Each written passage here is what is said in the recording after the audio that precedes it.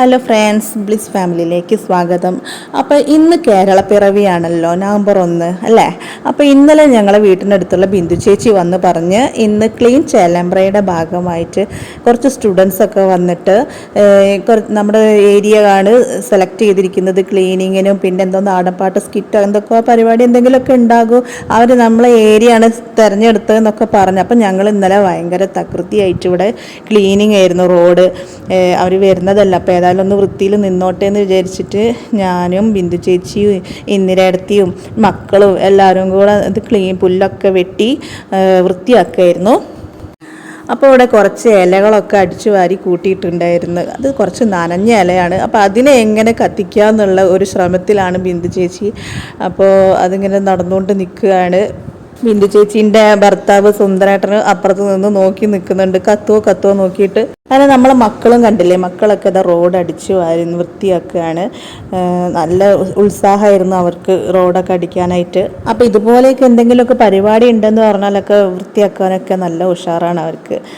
കൂട്ടിയിട്ട ഇലകളെല്ലാം പിന്നെയും കത്തിക്കാൻ നോക്കി, കത്തുക. അപ്പോൾ ഇതാണ് ഞങ്ങൾ വൃത്തിയാക്കിയ റോഡ്. എങ്ങനെയുണ്ട്? അടിപൊളിയല്ലേ? അപ്പോൾ ഇതിലൊരു ട്വിസ്റ്റ് ഒളിഞ്ഞ് കിടക്കുന്നുണ്ട് കേട്ടോ. അതെന്താണെന്നുള്ളത് ലാസ്റ്റ് പറയാം. അപ്പോൾ ഞങ്ങൾ വീഡിയോ മുഴുവനായിട്ടൊന്ന് കാണുക. അപ്പോൾ ഇത് തലേ ദിവസമാണ് കേട്ടോ. അപ്പോൾ ഇന്ന് കേരളപ്പിറവി ദിവസമായി. അപ്പോൾ ബിന്ദുച്ചി പറഞ്ഞു അവർ വരുമ്പോൾ ബൊക്കെ ഉണ്ടാക്കി കൊടുക്കാമെന്ന് പറഞ്ഞു. അപ്പോൾ ഞങ്ങൾ കുറച്ച് പൂവൊക്കെ പറിച്ച് ബൊക്കെ ഉണ്ടാക്കാൻ നോക്കുകയായിരുന്നു. അപ്പോൾ വീടിൻ്റെ അടുത്തുള്ള വേറെ 2 പേര് അവിടെ ഉണ്ടായിരുന്നു കേട്ടോ. അങ്ങനെ ഞങ്ങൾ കുറേ പരിശ്രമിച്ച അവസാനം ഇതാ ഇങ്ങനെ ഒരു ബൊക്കെയായി. അപ്പോഴാണ് ബിന്ദുച്ചി വിളിച്ച് പറയുന്നത് അവർ വരുന്നില്ല എന്നുള്ളത്. ഇത് കേട്ടപ്പോൾ ആകെ തകർന്നു. ഈ കഷ്ടപ്പെട്ട് ഉണ്ടാക്കിയ ബൊക്കെയോ എത്ര അടിച്ച് റോഡൊക്കെ വൃത്തിയാക്കിയതെല്ലാം വെറുതെയായില്ലേന്ന് ഓർത്തപ്പോൾ ഭയങ്കര സങ്കടമായി. അവർ വരുന്നില്ല എന്ന് വിളിച്ച് പറഞ്ഞു. അതുകൊണ്ട് ഇപ്പം എന്തായി, റോഡ് വൃത്തിയായി, ബൊക്കെ ഉണ്ടാക്കാനും പഠിച്ച്. കുറേ പരിശ്രമിച്ചിട്ടാണ് ഇങ്ങനെ ഒരു ബൊക്കെ ഉണ്ടായത്.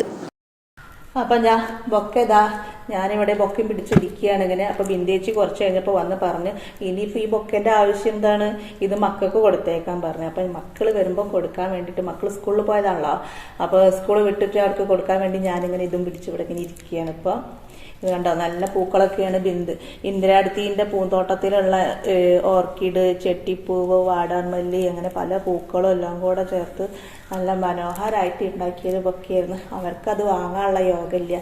അപ്പോൾ എനിക്കാണ് ഇപ്പോൾ ഈ ബൊക്കെ വാങ്ങാനുള്ളൊരു യോഗം ഉണ്ടായത്.